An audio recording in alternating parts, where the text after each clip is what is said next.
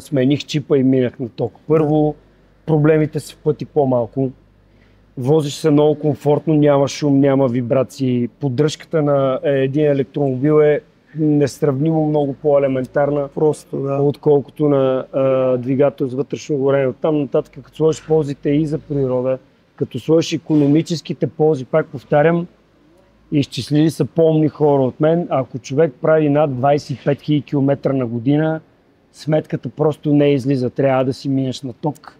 Инфраструктурата в България е изключително добра. Бързо зарядни станции има вече навсякъде и продължават да никнат се нови. Колите се апдейтват непрекъснато. Освен това, за Бога, изглеждат страхотно. Кефа от шофиране е невероятен.